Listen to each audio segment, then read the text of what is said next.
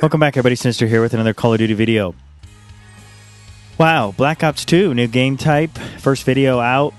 You know, I've been watching so much theater mode and so many teams play that this game has been a uphill battle for me. You know, I'm trying to figure out the mechanic of it, the new way to play this new game.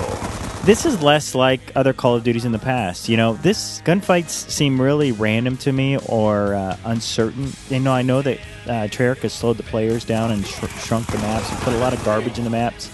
Thanks, a la Infinity Ward. You know, they've gone away from clean maps and fast-moving players. I don't know why, for whatever reason, but to find the mechanic that works within this game type is going to take work for me. You know, the other day I was in a lobby with a great player, Ronaldinho. A friend of mine invited me into the lobby, Chuck. He had a great game, and I thought I'd post some of his gameplay. He has his own channel, so my hope is not, you know, I don't want to steal from him, but less just about the gameplay, but about how he plays, the pace of play to be successful. Instead of running around in Black Ops 1, I noticed a lot in his previous videos is that he just kind of relied on fast twitch, jumping around. Just on first glance at his video, you might think that that's what he does. But the fact of the matter is, he really puts a lot of material between himself and the other player, the opponent, in gunfights. And he uses his minimap very well. For instance, here, let's watch how he approaches this. Now, the minimap here, you'll see there are two players. He's got the Blackbird here, and he has one short and one long player. Probably the one on the ground is going to be the primary concern. So what he does is he puts the rock in between himself and the elevated player and waits for that person to expose themselves to have a chance at an equal gunfight.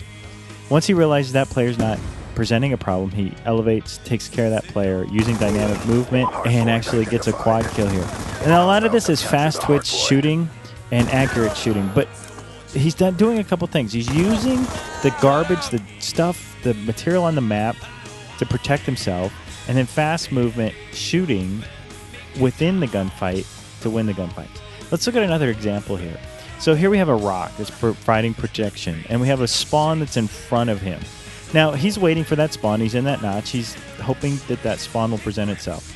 But on this pass, you'll see that there's a dot. There's a player, an enemy approaching him.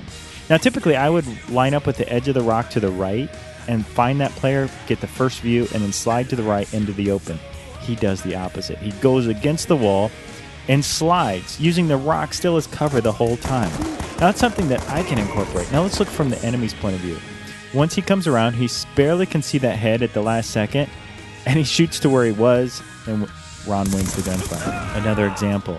Here he's approaching a hard point, two elevated enemy opponents. Within, this is death. Going upstairs to two opponents who are elevated and protected. He sees in the minimap that there are two opponents, but the first one doesn't present himself. Must be behind the sign. He deals with the second one.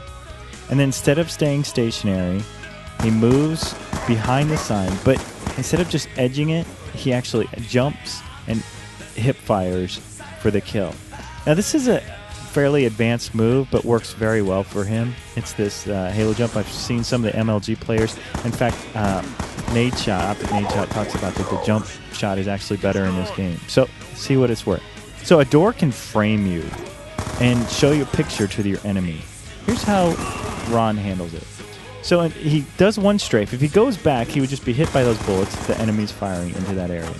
Instead, he changes his sight picture, gets low, allows the enemy to make the first move, and fires. Now, this is very critical in this case, and I'm going to show you why here from the enemy's perspective.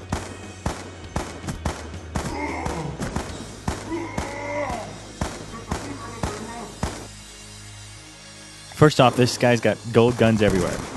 Pretty good M8 hip fire. If Ron would have strafed back, he would have lost the gunfight.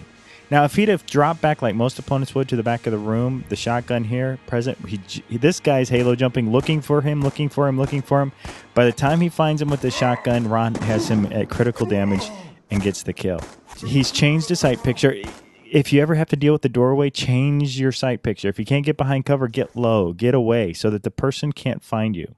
Now, this last part I thought I'd show because I don't know that I'm going to ever do this, and very few of us will, especially in this Black Ops 2 for a while. Using cover and concealment, patrolling an area, slow pace of play, instead of just running through the map. He actually gets the nuclear tag. Pretty amazing. Slow technical patrol play using cover and concealment while rushing. Really is successful for Ron. Hopefully you can apply some of these tactics along with me and improve our game. Okay, Xsynistr here. Until next time, I'll catch you next Xbox Live.